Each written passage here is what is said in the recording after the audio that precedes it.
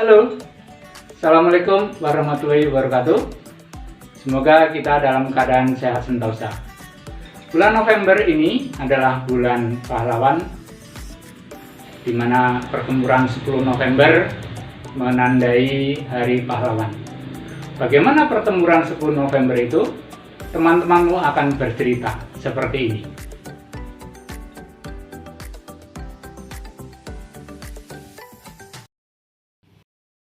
Pertempuran Surabaya 10 November 1945.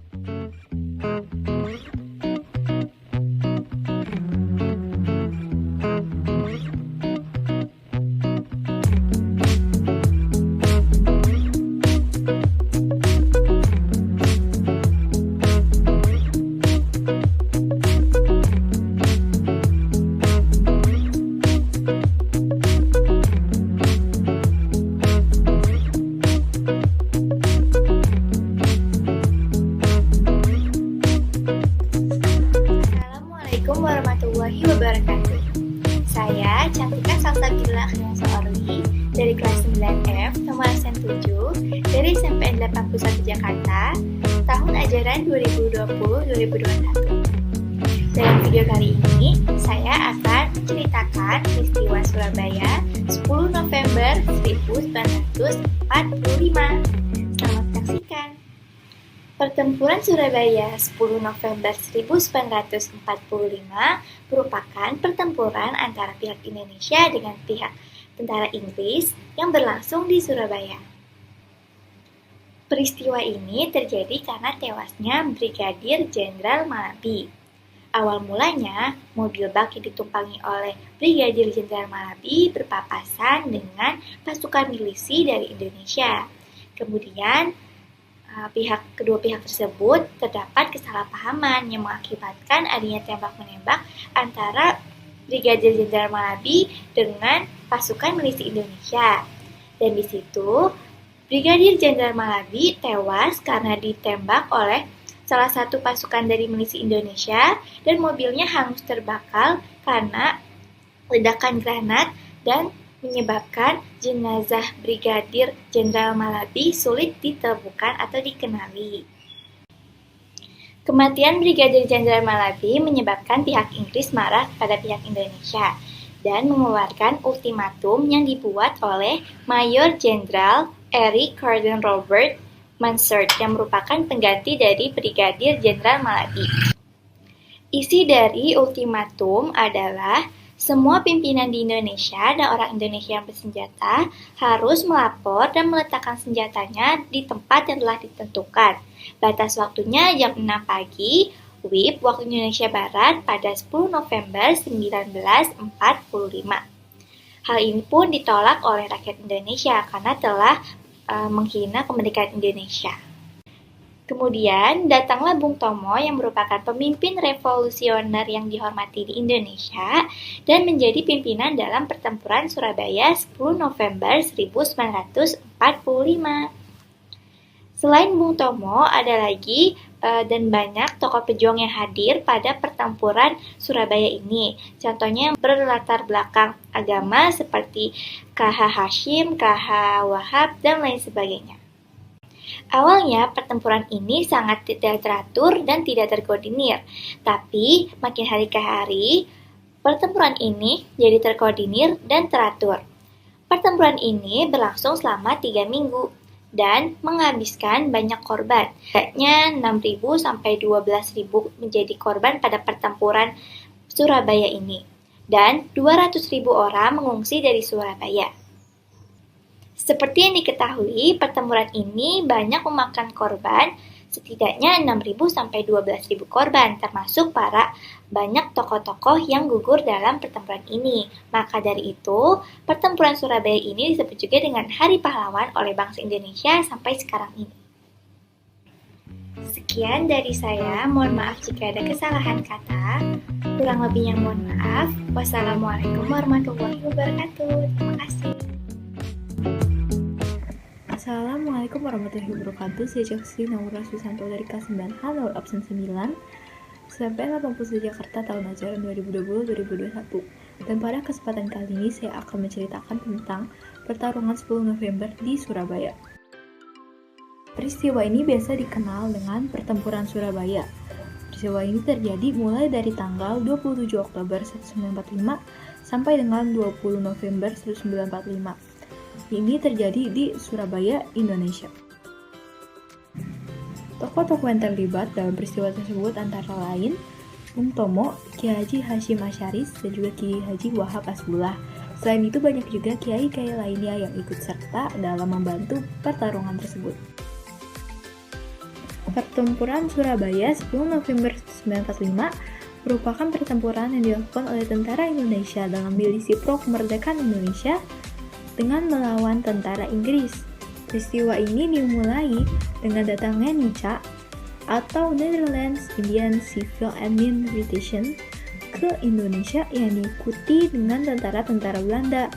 Hal ini menimbulkan rasa ingin memberontak oleh rakyat Indonesia atau ingin melakukan pemberontakan kepada NICA dan juga tentara ANVI. Selain itu, peristiwa bendera Belanda di Hotel Yamato juga menjadi alasan mengapa pertarungan 10 November 1945 itu terjadi. Pada awalnya, negara Indonesia mulai mengibarkan bendera merah putih sejak tanggal 1 September 1945. Namun, pada malam tanggal 18 September 1945, ada warga Belanda yang mengibarkan bendera Belanda yaitu warna merah, putih, dan biru ke atas Hotel Yamato bagian utara. Hal ini membuat warga-warga marah dan akhirnya meminta pihak hotel untuk menurunkan bendera tersebut. Namun mereka menolak dan terjadilah perselisihan. Akhirnya pemuda-pemuda yang tidak terima ini naik ke atas hotel bagian utara tersebut dan merobek bagian biru dari bendera sehingga menjadi bendera merah putih. Selain itu, tewasnya Brigadir Jenderal Malabai menjadi alasan mengapa tentara Inggris marah kepada warga Indonesia dan juga mengakibatkan pertumpahan darah pada tanggal 10 November 1945.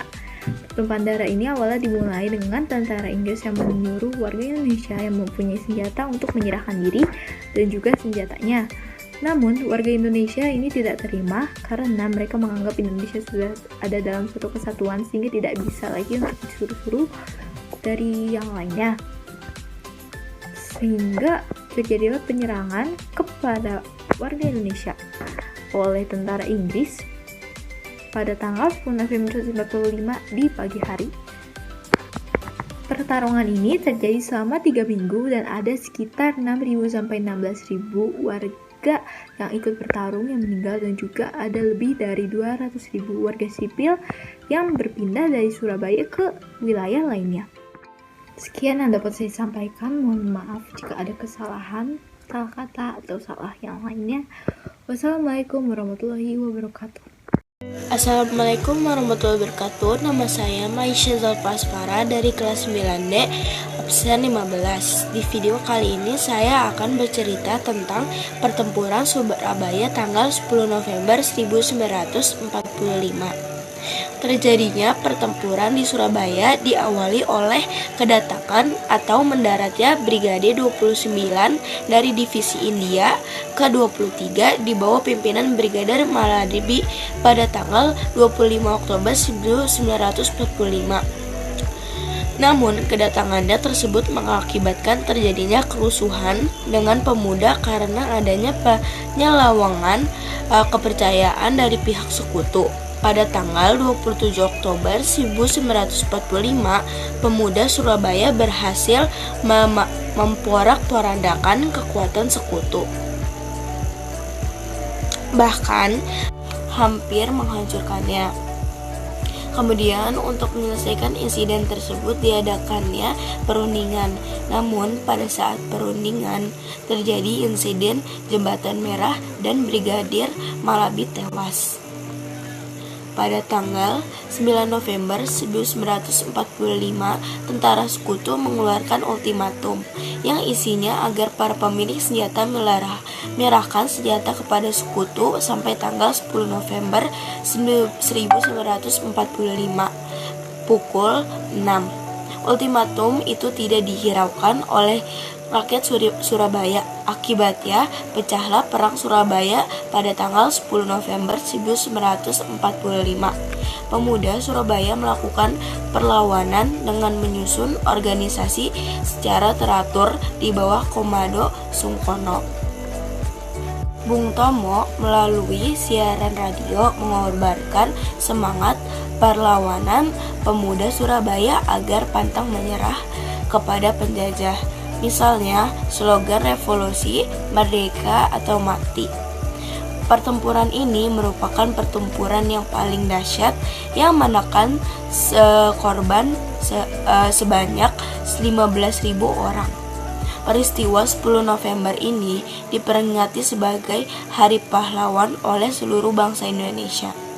Sekian dari saya tentang perlawanan 10 November 1945 dijadikan sebagai Hari Pahlawan.